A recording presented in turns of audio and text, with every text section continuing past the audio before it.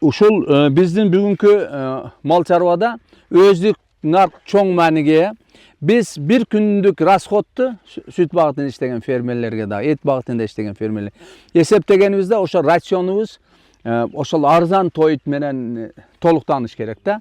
И ошончолук ошонун пайдасы да болуш керек. Ошол учурда жүгөрү сүлөөсү бул эң арзан тоют эсептелет. Буну эгер 30 тонна алса бул 5 сом менен пышат. Себестоимость 5 сомго түшүп калат. Эгер шуну 80 тонна алса бул 2 сом 1 сом 80 тий менен токтойт. Эгер де шуну 100 тонна алса бул 1,5 сом менен даяр боло турган нерсе. Ошондуктан канча керек ушул өздүк наркы төмөндөтүп иштесе, фермер үчүн ошончо арзан рацион менен тоют даярдалат. Ушундай. Демек, тоюттун өздүк наркын арзандатышыбыз керек экен, чтобы Ооба, тоютту өздүк наркын. Азыр мына жолу только түшүмгө иштесек болот. Түшүмгө иштеш керек. Түшүмгө иштеш үчүн тупурактын асылдуулугуна иштеш керек. Тупуракты асылдуулугуна иштеш үчүн ал нерсеге программа кылыш керек. План программаны жакшы түзүш керек да. Негизги Кыргызстандагы көйгөйлөрдөн бири топурактын асылдуулугун көтөрүү. Гумусту көтөрүү болуп атат да. Ошол багыттан баштап иштеп кетиш керек.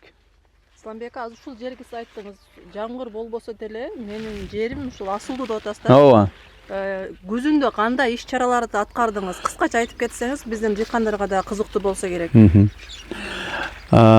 Күз негизинен жер өзү күзүндө даярдалат. Бардык эгин эгиш үчүн күзүндө жер даярдаш керек.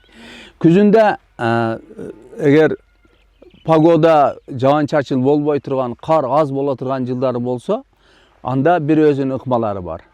Ал ыкманы колдонуш керек. Эгерде жок, андай эмес, жөнөкөй эле жыл болот деген дыйкандар үчүн өзүнчө бир ыкмалар бар да. Мен именно демонстрацияны ошол жаан-чачыл болбой калсачы, кышында кар аз болсочу деген бир ыкма менен демонстрация койгонмун күзгү иш чараны. Биринчи жерди күзүндө сугарылат. Сугарылгандан кийин 30 тоннага чейин кык берилет. Андан кийин жерди дезинфекция кылабыз триходерми менен. Андан кийин суперфосфат салабыз. Жерди ушу асылдуулугун көтөрүш үчүн.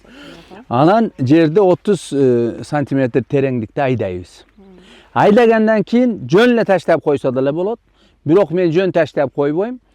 Ошол жерди сөзсүз малалап туруп жөөг алып коебуз.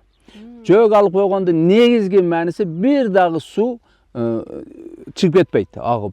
Же болбосо испарение болуп кетпейт айдоо жердегидей.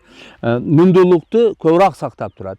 Биринчиден, экинчиден ошол жай мезгилге келип туруп, ошол жөөккө эле жүгөр эксең, берки айдоодун малалап эккенге караганда экөөнү бир күндө эксең, 4 күн, 5 күн эрте чыгат.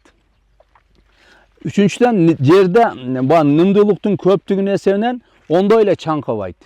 Анан тамыр системасы өтө терең кетет. Эгерде сугарып чыгарсаң, бул биринчи тамыр системасы терең кетпейт, чеке кетип калат. Экинчиси тез эле чаңкайт дагы, суу коюшка туура келет. Сууга болгон талап күчөйүп кетет. Үчүнчүсү ошол сугаруу менен бир 10 центнер түшүм азаят. Ооруларды чакырат. Ооруга туруктуу болбой калат. Анан кийин суу басып калган жерлерде чыкпай ала чыгып калат.